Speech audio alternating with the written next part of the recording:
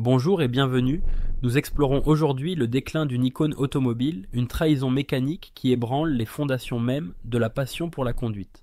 L'âme de Porsche reposait sur une connexion pure entre le pilote et la machine, une symphonie authentique que le silence électrique semble aujourd'hui vouloir effacer. La légendaire 911, née en 1963, incarnait une audace technique avec son moteur arrière, défiant ainsi les conventions de l'ingénierie.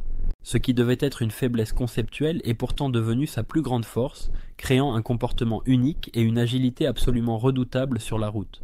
Génération après génération, les ingénieurs ont perfectionné cette formule sans jamais renier son architecture si singulière, améliorant sans cesse l'existant. La 930 Turbo a introduit la suralimentation, la 964 les 4 roues à motrice, la 993 la suspension multibras. Chaque nouvelle itération renforçait ce lien viscéral si précieux, où chaque vibration de la route transmettait une information brute et directe au conducteur. Cette évolution constante, respectueuse de son héritage, a forgé une communauté de passionnés dont la fidélité à la marque frisait parfois le culte absolu. Cet ADN si soigneusement préservé pendant des décennies allait pourtant connaître une mutation radicale, une décision qui allait altérer l'essence de Porsche à tout jamais. Si cette exploration de la vérité vous captive, abonnez-vous sans plus attendre et activez la cloche pour ne rien manquer de nos prochaines analyses exclusives.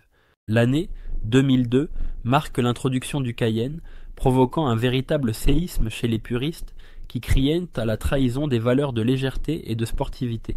Cette décision était principalement motivée par des impératifs financiers, la pression des actionnaires poussant la marque vers le segment très lucratif des SUV. Les ingénieurs ont alors fait face à un dilemme. Comment préserver l'agilité légendaire de la marque dans un véhicule pesant plus de 2 tonnes sur la balance ?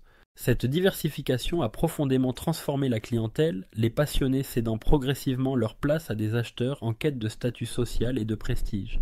Alors que l'âme de Porsche se diluait déjà, un coup encore plus fatal se préparait, l'abandon progressif du moteur thermique qui faisait vibrer des générations d'amateurs.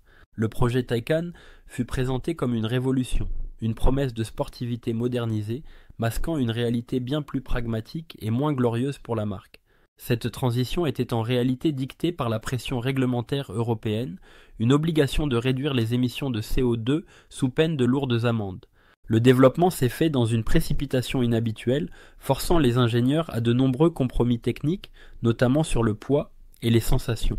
Le résultat est une voiture de 2,3 tonnes, l'antithèse absolue de la philosophie de légèreté et d'agilité qui a fait la renommée mondiale de Porsche.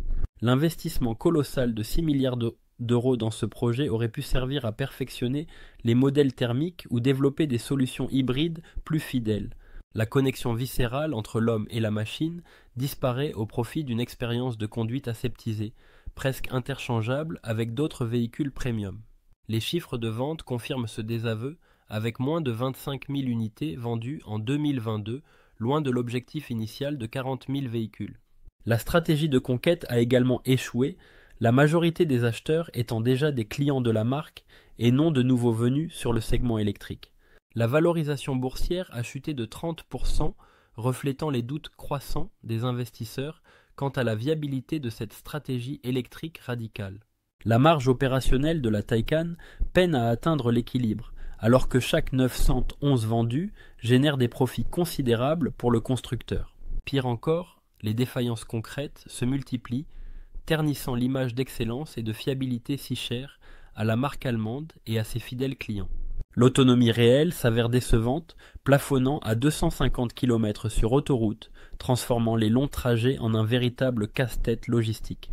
La fiabilité des systèmes électroniques est également pointée du doigt, avec de nombreuses pannes immobilisant des véhicules et frustrant leurs propriétaires. Des mises à jour logicielles défectueuses ont parfois transformé ces coûteuses voitures en sculptures inertes, une situation inacceptable pour une clientèle exigeante. La dégradation accélérée des batteries constitue le troisième échec majeur, avec une perte de capacité pouvant atteindre 20% après 50 000 km. Le coût de remplacement d'une batterie, s'élevant à plus de 35 000 €, anéantit toute perspective de possession à long terme pour ce modèle. En conséquence, la Taycan subit une dépréciation record sur le marché de l'occasion, perdant 40% de sa valeur en seulement 2 ans d'utilisation.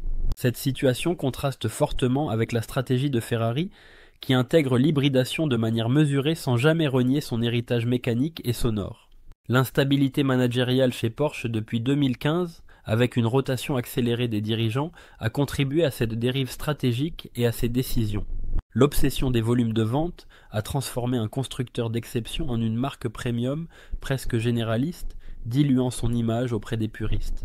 L'annonce de l'abandon total des moteurs thermiques pour 2030 semble aujourd'hui prématurée, voire totalement irréfléchie au vu des défis actuels. La direction a implicitement positionné la Taycan comme l'avenir de la marque, provoquant un rejet viscéral de la part de ses clients les plus loyaux et passionnés. Face à cet échec, la direction du groupe Volkswagen évoque maintenant un possible retour partiel au moteur thermique, un aveu de l'impasse stratégique actuelle. L'histoire automobile nous enseigne que les plus grandes marques ne peuvent survivre durablement en reniant leur essence, laissant Porsche face à un avenir incertain. Pour suivre nos prochaines enquêtes, abonnez-vous, partagez votre opinion en commentaire et cliquez sur la vidéo qui s'affiche maintenant à votre écran.